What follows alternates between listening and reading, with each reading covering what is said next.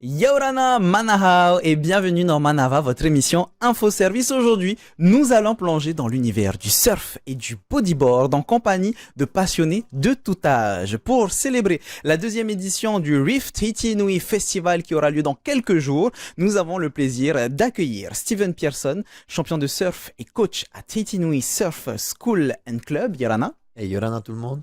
Sarah Pahapé, secrétaire de la Fédération tahitienne de surf. Yorana. Mikilani Pinson, jeune surfeuse. Yorana. Et enfin Louis Cazot, jeune surfeur. Yorana. C'est justement ta planche qui est sur le plateau, donc je te remercie d'avoir... Non, pardon, c'est celle de Mikilani. C'est pas grave, on continue l'émission avec justement une première question pour toi, Steven. On l'a vu, le surf a le vent en poupe avec les JO. Est-ce qu'il y a déjà des retombées vis-à-vis de cette compétition qui a lieu il y a quelques mois à peine? Ah, bien sûr, hein, aussi grâce à Kaolivas qui remporte la médaille d'or olympique. Donc, une grande fierté pour Tahiti et bien sûr la France. Et les jeunes peuvent se projeter au travers de ces athlètes-là.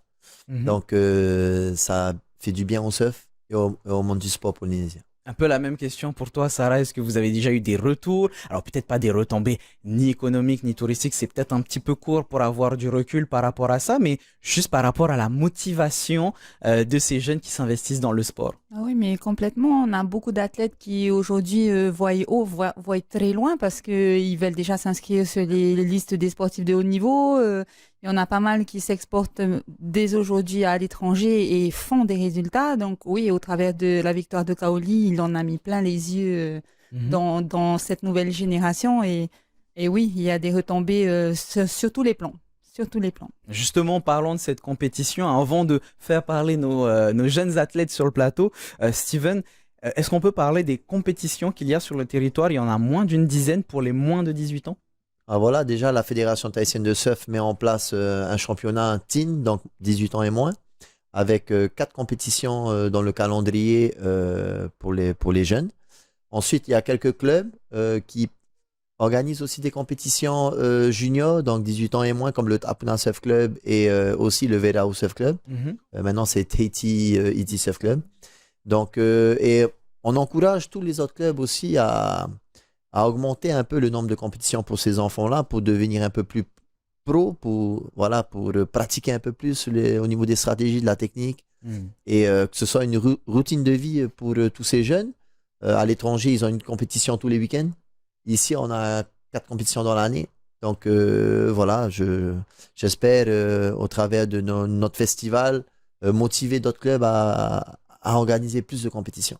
Pour ces jeunes, et justement, tant qu'on en parle, il y en a 2 sur notre plateau. On va commencer par Louis. Louis, dis-moi, comment est-ce que tu as appris le surf? Comment est-ce que tu t'es investi au tout début dans le surf? J'avais 6 ans, je faisais pas trop de sport et du coup, mes parents ont décidé de me mettre dans le club de Steven, Tahiti Nui Surf School and Club. Et ensuite, j'avais lâché le surf 1 an. Puis, je suis revenu avec Steven et c'est là que j'ai vraiment accroché au surf. Pourquoi t'as accroché? C'est quoi qui t'a fait rester dans le surf? Les sensations de glisser sur la vague. Et plus tu progresses, plus tu vas adorer cette sensation. Et de voir d'autres gens surfer mieux que toi, ça te stimule, ça te pousse à progresser encore plus. De ton côté, Mikilani, donc la propriétaire de cette planche de surf qu'il y a sur le plateau, qu'est-ce qui, toi, t'a poussé à t'investir dans le surf et pas un autre sport? Moi, j'aime bien la sensation d'être dans l'eau, d'être libre, avoir le flow sur la vague et les compétitions, c'est top. T'as commencé comment, justement, au tout début? J'ai commencé à 4 ans avec mes parents. Après, à 7 ans, j'ai commencé à faire les Van Hine Cup. Et c'est que cette année où je me suis licenciée auprès de Tahiti Nui Surf School and Club que j'ai commencé à faire de vraies compètes. Alors, j'imagine bien que quand on a 4 ans, on est aidé, on a un coach qui est là pour nous accompagner et on surfe en compagnie justement de son coach ou de sa coach. Mais ça veut dire que dès 7 ans, tu faisais déjà des compétitions toute seule? Oui. D'accord. Oui. C'était ton choix propre de faire des compétitions ou juste c'est tes parents, par exemple, qui t'ont poussé ou tes amis qui t'ont poussé? Non, c'est moi. J'aimais bien cette sensation d'être dans l'eau, voilà. C'est un peu la même chose pour toi, je suppose, Louis, de pouvoir, comme tu disais tout à l'heure, sentir cette glisse. Mais pourquoi le surf en particulier et pas, par exemple, je dis une bêtise, le skate, ou pareil, tu fais de la glisse? Bah, parce que je trouve que je préfère le surf parce que t'es dans l'eau. euh, Et juste, t'es dans l'eau, t'es tranquille, oui, t'as un grand espace de jeu pour toi tout seul. pas forcément tout seul, il peut y avoir d'autres gens et tu peux aller avec tes amis aussi. Mhm. Et puis, tu peux aller partout sur l'île là où tu peux surfer. Et bah, je trouve que c'est cool et tout. Alors, on le voit, la passion, ça commence tôt. Est-ce que c'est important pour vous, Sarah, justement, de faire ces petites compétitions pour les moins de 18 ans? Ah oui, c'est carrément important parce que pour la Fédération tahitienne de surf, c'est aussi des compétitions qui lui permettent de détecter en fait la nouvelle génération, le potentiel de ces jeunes-là et surtout de pouvoir les aider à aller plus loin, quoi, de les reconnaître et voilà, de les pousser à vraiment à pérenniser le surf en fait. L'objectif de la fédération, c'est vraiment la promotion du surf et de ses disciplines dérivées. Donc, c'est un de ses objectifs premiers de détecter tous ces pépites, quoi. Comment ça se passe justement cette détection de pépites? Est-ce que juste quand vous voyez les jeunes en train de surfer, vous dites ah lui il a un petit truc ou comment ça se passe? Ben, on est complètement dans le cadre puisque ce sont les épreuves qu'organisent aussi les compétitions Open parce que les compétitions Open comme celle de Steven le 7 et 8 décembre, c'est ouvert à tout le monde. Donc en fait, c'est là où nous, en tant que fédération, on arrive aussi à voir les jeunes qui ne font pas forcément des compétitions fédérales, qui ne font pas forcément du surf, mais qui viennent quand même participer à ce genre d'épreuves et qui font que ben là, on voit quand même le potentiel de beaucoup de jeunes. Et il y en a pas mal hein, qui font du surf, mais en dehors des compétitions. Et ces épreuves-là de ces associations qui sont affiliées à la Fédération de surf permettent à la fédération ben, de détecter, voilà, et justement après d'aller vers eux et de leur dire, ça serait bien que tu fasses aussi les championnats fédéraux, Les inviter tout les doucement. inviter tout doucement voilà, à venir se licencier à la Fédération tahitienne de surf et après pourquoi pas dans les écoles pour pouvoir ben, se perfectionner. Et justement, dans les écoles, ceux qui sont aux premières loges, c'est les coachs. En tant que champion de surf et coach, Steven, est-ce que c'est un petit peu ton rôle déjà de repérer ces jeunes avec un talent? Alors voilà, hein, bien sûr, dans l'école, on a un peu tout public. Hein. On a débutants, intermédiaires, avancés. Et on détecte assez jeune, mais après, voilà, faut voir aussi si les parents derrière ont la motivation de lancer l'enfant dans cette discipline ou pas. Parce qu'on peut voir des enfants doués et changer de discipline, changer de sport et puis se lancer dans un autre sport. Après, voilà, faut être à l'écoute des enfants, voir ce qu'ils aiment. Après, il y a aussi des a priori au niveau de la sécurité. C'est quand même l'océan, l'eau et tout, c'est un sport quand même à risque. Oui. Donc, voilà, après, quand tu choisis bien ton école et tout, tu fais confiance. Et après, c'est au coach de faire son travail et de faire évoluer les enfants. Et plus tu pratiques, bien sûr, il n'y a pas de secret, plus tu évolues. Comment est-ce que toi tu fais pour transmettre la passion que tu as eue, puisque tu es champion de surf, du coup, comment est-ce que tu fais pour partager cette passion aux jeunes? Alors, un peu comme Louis le disait, hein, cette sensation d'être dans l'eau, dans l'océan, sur le récif. Alors, pour le faire apprécier un peu plus, on va dire, l'activité, c'est vraiment de les faire découvrir d'autres spots. Et pas toujours les mêmes spots comme à Papeete, à Honu, Orofara. C'est vraiment de se déplacer autour de l'île, de découvrir de nouvelles vagues. Donc, le surf, c'est un sport où tu es en harmonie avec la nature, avec l'environnement. Donc, voilà, tu surfes devant des embouchures, sur le récif, des vagues différentes. L'eau est turquoise, transparente. Il y a de la vie sous l'eau. C'est jamais les mêmes conditions. Donc, voilà, on est quand même au paradis pour ce sport-là. On est au paradis pour cette pratique, quoi. On est pile au bon endroit. Est-ce que la découverte de tous ces spots, Louis, ça te permet justement d'avoir ce petit coup d'adrénaline à chaque fois quand tu découvres un nouveau spot? Ah oui, parce que surtout quand on va sur des nouveaux spots et que c'est un peu gros, on a forcément un peu d'adrénaline et vu que, comme avec Steven, il nous emmène avec son bateau pendant les surf camps, ben, on n'y va pas tout seul à l'eau, donc on n'a pas trop peur, on y va avec d'autres et au fur et à mesure que nous prenons des vagues, ben, on commence à s'habituer au spot et à avoir moins peur. Tu avais pas justement, en parlant de peur, tout à l'heure on disait que c'était un sport qui était un petit peu à risque. Tu as jamais eu cette peur finalement? Je suis assis quand même. Ouais, je l'ai déjà eu, mais je trouve que je commence à moins avoir cette peur qui me freine. Mhm. Parce que je me dis que il peut rien m'arriver. Si on va au récif, bah j'ai un casque et s'il m'arrive quelque chose, ben Steven il sera là pour venir et voilà. Justement, Steven, une réaction? Voilà, d'où l'importance de les accompagner. Il faut vraiment être avec eux à l'eau et tout. C'est une découverte pour eux. Voilà, l'élément est changeant. La houle peut grossir, baisser et tout. Le récif est proche. Donc, voilà, mon travail, c'est de les accompagner. Déjà, le casque est obligatoire au récif. Ok. Et quand je vois que l'enfant n'a pas trop le niveau, si on est sur des spots avancés comme à l'embouchure de la Papineau ou à Papra, il porte également un casque. Il faut vraiment les mettre en sécurité et faire en sorte qu'ils prennent confiance en toi. Et après, c'est à toi de leur apprendre à Avoir confiance en eux. Voilà, exactement. Et Comment tout ça, ça prend du temps. Comment est-ce que justement, Mikilani, de ton côté, tu fais ces appréhensions? Parce qu'il y a l'adrénaline, mais il y a aussi peut-être un petit coup de stress, un petit peu de peur à chaque fois que tu vas sur un nouveau spot. Oui, bah, comme disait Louis, bah, c'est plus rassurant quand tu sais qu'il y a coach à côté et que ça va, les vagues. S'il te dit que tu peux y aller, c'est que tu peux le faire, quoi. C'est qu'il a confiance en toi, Oui, comme il voilà. vient de le dire. Oui, voilà. Comment est-ce que tu fais justement pour te préparer, pas forcément aux compétitions, mais t'entraîner, te préparer, te surpasser?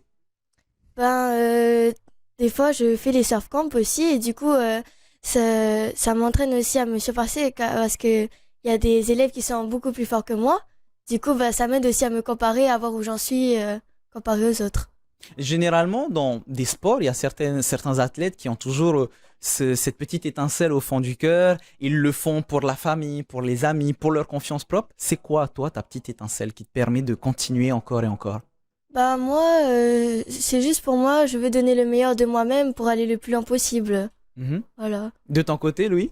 Moi, c'est parce que j'ai vraiment aimé ce sport et que maintenant, comme je le pratique avec plein de copains, ben, on se pousse mutuellement pour s'améliorer et on a tous envie de devenir pro et faire des plus grosses compètes.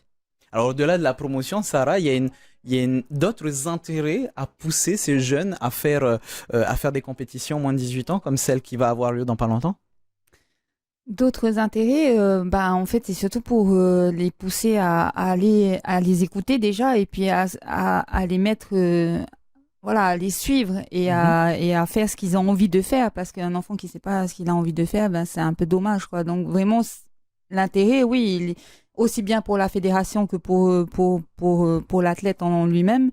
Oui, il y a beaucoup d'intérêt, c'est un avenir, quoi. C'est leur vie, c'est leur passion, c'est voilà. Après, c'est de voir qu'est-ce qu'ils veulent en faire, mais la fédération, elle est là pour vraiment les aider à suivre leurs objectifs, leurs rêves et voilà. Est-ce qu'il y a une méthode un peu miracle, et je vais vous poser finalement à tous les deux là, cette question-là, dans le surf, dans le bodyboard, est-ce qu'il y a quelque chose qui fait que ça va mieux rouler, ça va mieux glisser plutôt? Est-ce qu'il y a quelque chose qui fait que ça va mieux rouler? Ben après, c'est toutes les personnes qui encadrent en fait. C'est tous ceux qui sont là qui veulent que ça fonctionne. Et quand tu y mets beaucoup de passion, quand tu y mets beaucoup d'amour dans quelque chose que tu aimes faire, ça peut que fonctionner, quoi. Enfin pour moi, ça peut que rouler. Ou glisser, en l'occurrence. Ou glisser, voilà. C'est beau ce que Mais tu oui. dis. Donc du coup, cette passion, cet amour pour le sport, c'est ça finalement la recette miracle, Steven? Voilà, après là, on parle beaucoup de compétition, mais on peut aussi être pratiquant sans faire de compétition ou goûter à la compétition un petit peu, mais ça peut aussi ne pas être, on va dire, l'objectif de l'enfant. Ok. Donc, le but, c'est quand même de prendre plaisir dans l'activité, progresser. Plus on progresse, plus on pourra prendre plaisir. Voilà, le pratiquant, surtout le surf, c'est c'est différent que beaucoup d'autres sports. Comme je disais tout à l'heure, il y a l'environnement. Tu voyages et tout, tu découvres de nouveaux pays, de nouvelles sensations sur des vagues différentes. Et voilà, tu peux aussi juste être pratiquant et ne pas faire de compétition et voilà, t'entraîner. Voilà, la chose miracle, c'est s'entraîner. Il n'y a pas de secret, avoir une bonne hygiène de vie. Donc, manger sain. Voilà, faire du sport. Voilà, et on encourage tous les jeunes à donner le meilleur de soi-même, voilà, finalement. et avoir confiance en soi. Voilà. Alors, on va mettre légèrement cette compétition de côté alors, et je reviens vers vous, jeune athlète. On va commencer par Louis. Est-ce que, avec cette passion, cet amour pour le sport, ça t'est déjà dit, tiens, demain j'ai envie de voyager, justement aller tester d'autres spots de surf ailleurs dans le monde? Ah oui, parce que quand on voit sur les réseaux qu'il y a plein d'autres belles vagues dans le monde, comme par exemple à Bali ou à Hawaï, on voit des belles vagues, on voit des gens surfer dessus, ça nous met des étoiles aux yeux et ça nous donne vraiment envie d'aller les surfer. Dans la même idée, Mickaëla, c'est la même chose pour toi? Oui. Est-ce que tu as déjà tu as déjà sélectionné un pays où tu te dis, là-bas je veux surfer? Je sais pas moi, par exemple, juste Hawaï ou juste à côté chez nos cousins maoris? Oui, surtout à Hawaï. Parce que les vagues là-bas, même si elles ont l'air petites, t'arrives quand même à bien glisser dessus et avoir un bon flow. Et c'est quoi finalement la spécialité que vous aimez dans ce sport? Parce qu'on parle parfois de tube ou d'autres techniques. C'est quoi de ton côté? Moi, j'aime bien le tube, cette sensation d'être recouverte par la vague et d'être libre, quoi. Et de ton côté, Louis? Moi, ce que j'aime beaucoup, c'est les rollers. Parce que de passer en bas de la vague, faire un bottom pour remonter et taper, c'est incroyable. Parce que du coup, quand tu es en haut et que tu regardes en bas, tu vois l'eau claire. J'aime bien parce qu'avec vos différents exemples et avec vos propos, ça nous fait voyager directement dans le sport. Je reviens sur la compétition, si vous voulez bien, Sarah, justement, comment est-ce qu'on s'adapte à des jeunes? Comment est-ce qu'on fait pour que la compétition soit adaptée à leur jeune âge? Est-ce que c'est les conditions, par exemple, les conditions du spot? Est-ce qu'il y a des spots qui sont plus soft que d'autres? Les spots, que ce soit Papineau ou Papara, c'est différent, c'est des embouchures en fait. Il y a des vagues de plage comme à Rono, c'est des conditions différentes. Un récif, c'est différent d'une plage aussi. Donc voilà, moi je suis aussi maman, j'aime pas trop le récif. Quand je les vois évoluer, la plupart de ces jeunes que je vois en compétition ou quoi, ils m'impressionnent complètement parce que sur le récif, bon voilà, c'est assez dangereux. Moi j'ai peur, je me mets à la place des parents.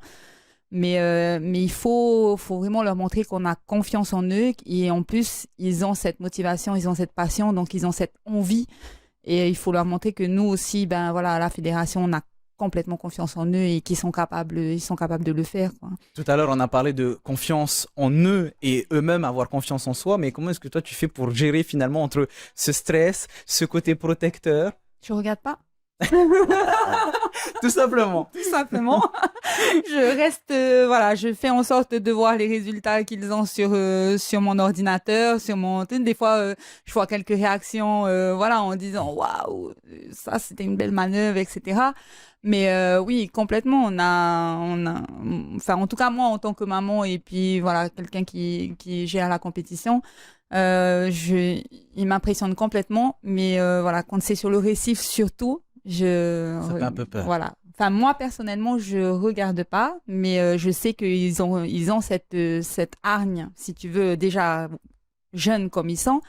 Ils ont cette hargne de vouloir monter sur le podium, d'avoir cette gloire en fait de réussite, et même dans le grade de la compétition, de vouloir remporter la compétition. Et c'est magique en fait de vivre ces moments-là quoi, avec eux. Bon du coup de ton côté, Steven, tu es obligé de regarder pour pouvoir les conseiller par la suite. Voilà, ça, et aussi on met en place la fédération ou les clubs qui organisent des compétitions, on met en place différentes catégories.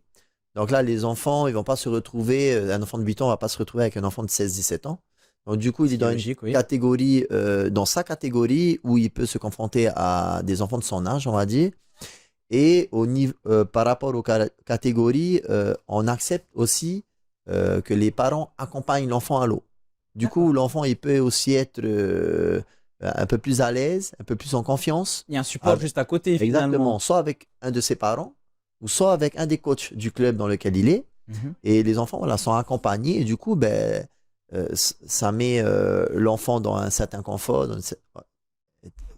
Rassuré. voilà, rassuré. Rassuré. Et voilà, et ils sont que 4 à l'eau dans une zone précise, ce qui aussi enlève la problématique de il y a trop de monde et tout. Là, ils peuvent choisir leur vague. Il y a aussi des priorités mises en place. Mm. Donc, voilà, tout est fait pour mettre un maximum à l'aise les enfants dans l'eau, les compétiteurs, que ce soit du plus jeune âge jusqu'à la catégorie junior, 18 ans et moins. Donc, voilà. Justement, parlons-en de cette compétition. On en parle un petit peu depuis tout à l'heure, mais là, on va vraiment rentrer dans les détails. Ça se passe le 7-8 décembre. Taharu Papara, dis-nous tout. Alors voilà, ça sera le 7 et 8 décembre à Taharu. Donc, côté travaux par rapport à l'embouchure, Mhm. au centre technique de la Fédération thaïsienne de surf, qu'on remercie d'ailleurs pour le prêt des locaux et de tous les officiels, que ce soit Sarah, les juges, voilà, la sécurité, hein, les bâtiments. Donc, il y aura des stands. Il y aura des stands avec J'aime mon Fénois, avec Hans qui montrera un peu sa passion pour la tradition locale, bout de coco et tout tressage. Il y aura aussi des stands, il y aura aussi l'activité paddle dans la rivière avec Tamariki. Initiation paddle, alors, Voilà, ouais. initiation paddle de Taharu.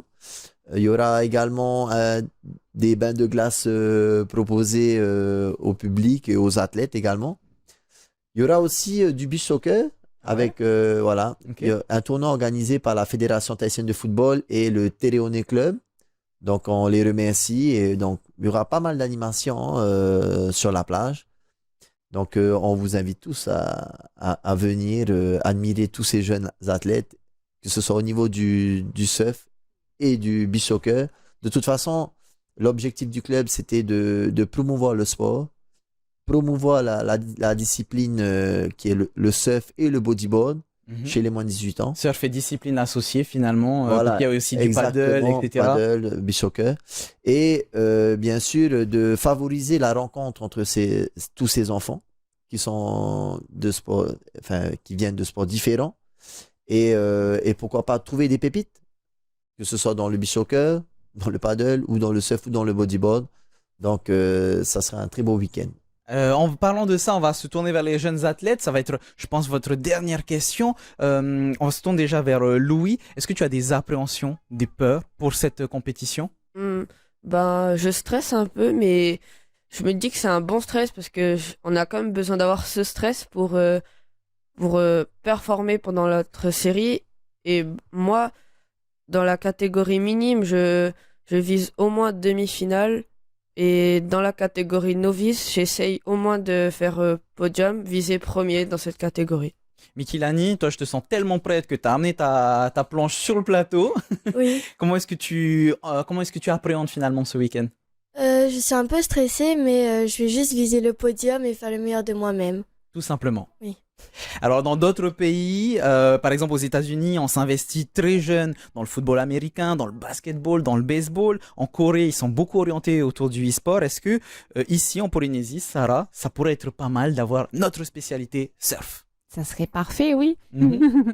Ça serait parfait. Mais en tout cas, la fédération, elle y travaille puisqu'elle a comme projet, et ça, c'est pour les années à venir, si c'est pas l'année prochaine, de faire un centre de performance et de faire beaucoup d'échanges avec la France, avec la fédération française aussi. Donc ça, c'est l'héritage JO. Et voilà, de manière à ce que nos athlètes, aussi jeunes soient-ils, puissent avoir de l'expérience et puissent atteindre leur objectif parce que c'est pas évident de devenir un surfeur professionnel. Ça, et je pense qu'ils en ont tous conscience aussi, mais voilà, c'est pas impossible. Donc les choses évoluent dans le bon sens. Déjà, on va se concentrer sur ce week-end. Qu'est-ce qu'on peut souhaiter à tous ces athlètes qui viendront le 7 et 8 décembre à Taharu Papara, Steven? Je leur souhaite de se faire plaisir. Avant Que tout. avant tout, que ce soit dans la compétition ou au niveau des ateliers qu'il y aura sur la plage. Et en plus, il y a très beau lot. Il y a des billets d'avion avec la nouvelle compagnie locale qui a les destinations dans les îles. On a des magnifiques trophées offerts par tous nos partenaires, des magnifiques lots aussi offerts par le sponsor principal de la compétition. Donc, venez. Il y a également un billet d'avion à gagner qui sera tiré au sort. Donc, j'ai oublié, il y a aussi il y aura une séance dédicace. On ne sait pas si c'est samedi ou dimanche, donc il faut venir les 2 jours. Et une séance dédicace avec Michel Bourez et Mihimana Brahe. Donc, vous pourrez faire signer ce que vous avez à faire signer ou acheter des t-shirts de la compétition ou des posters. Donc voilà, ça promet, ça va être un très beau week-end. Voilà. Très beau week-end en perspective. J'espère que vous l'avez noté dans votre agenda. Vous ne savez plus c'est quoi les dates, c'est simple, c'est le 7 et 8 décembre pour la Rift Tahiti Festival, 2e édition. On vous invite, pour vous renseigner, à aller sur la page du Tahiti Nui Surf School and Club Training, tout simplement pour avoir toutes les informations sur cette compétition qui aura lieu à Taharu Papara. Et sinon, vous avez bien sûr la page Facebook de la Fédération tahitienne de surf. Bon week-end à tous. Nous, on se retrouve demain pour une dernière émission, mais bon courage à tous ces athlètes qui participeront ce week-end. Merci beaucoup à toutes et à tous d'avoir répondu à mes questions. Merci. Bonne soirée sur TNTV avec à 18h votre VATT Maururui Totatu Farerira Trahuma Yaurana.